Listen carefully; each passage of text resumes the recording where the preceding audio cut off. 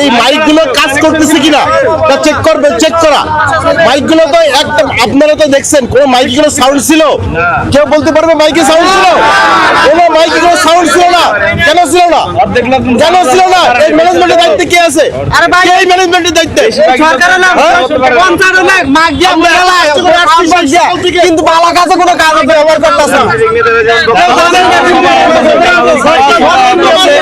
শুনতে পারে নাই, এই জন্য সরকারের এই অবহেলার কারণে আমরা এই যে দূর দূরান্ত থেকে আইসা জানাজা শরীক হতে পারলাম না। এর দায় কে নেবে? এটা তো নিশ্চয়ই কোনো ষড়যন্ত্র আছে। আমরা সবসময় অন্যায়, অত্যাচার, অবিচার, জুলুমের বিরুদ্ধে সোচ্চার, কিন্তু কেন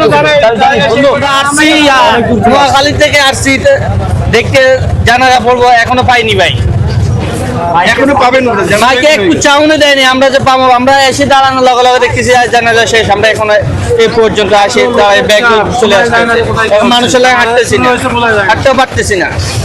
জি, আমরা আসলে অনেক কষ্ট করে মানে হাদির প্রতি যেন ভিতরে একটা রক্তক্ষরণ হচ্ছে, এই কারণে মানে এত দূর থেকে আসছি, এত কষ্ট করে পায়ে হেঁটে এখানে 2টার সময় এসে উপস্থিত হয়েছি।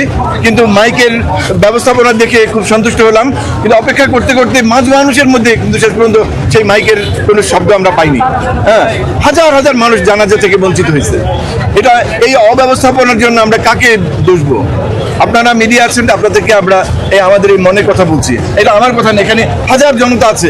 আমরা এই মানুষের কাফেলার মধ্যে আস্তে আস্তে শুধু একই কথা যে হাজির জানাজাটা পেলাম না। কেউ সান্ত্বনা দিচ্ছে যে আল্লাহ কবুল করে নিছে, আমরা হাজির হয়েছি, আল্লাহ কবুল করে নিছে। কিন্তু এই অব্যবস্থাপনা কি এটা যারা করছে, সরকার করুক, স্থানীয় মন্ত্রণালয় করুক বা যারাই করুক, এত এত মাইক কেন টানালো? তাহলে একটা শব্দ, একটা কোনো কিছু আমরা শব্দ পেলাম না।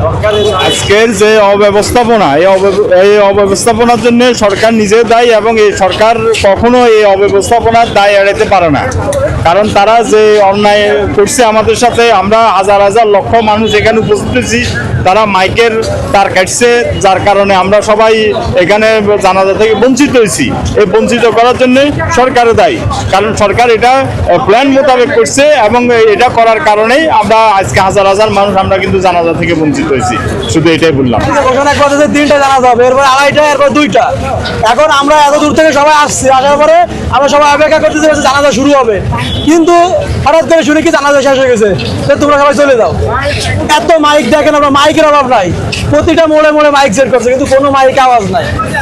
সরকার এরকম একটা গুরুত্বপূর্ণ ব্যক্তির জন্য একটা এত বড় আয়োজন যদি না করতে পারে সরকার, তাহলে সরকার নির্বাচন আয়োজন করবে কেন?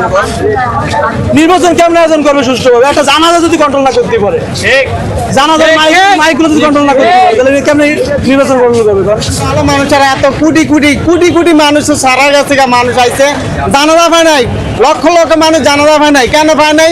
মাইকের শব্দ নাই গা। মাইকের কি শব্দ নাই গা? এখানে যদি কনসার্ট হইতো বা কোনো অনুষ্ঠান হইতো, রাজনৈতিক কোনো হইতো, মনে করলেন মানে মাইক দিয়া, সাউন্ড বক্স দিয়া বাসা লাইতো দুনিয়াদারি, পুরা ঢাকা শহর মনে করলেন সাউন্ড বক্স দিয়া বাসা লাইতো। আর মনে করলেন এমন একটা গুরুত্বপূর্ণ ব্যক্তি আমাদের জন্য, আমাদের জীবনের জন্য, নিরাপত্তার জন্য তিনি নিজের জীবন দিল। এই জীবনের তো কোনো মূল্যই নাই গা তাদের কাছে। তারা যে আমাদেরকে বঞ্চিত করলো জানাজা, অন্তত শেষটা তো আমাদের মনটা শান্তি পাইতো যে জানাজা দিচ্ছি, যে মানুষের না।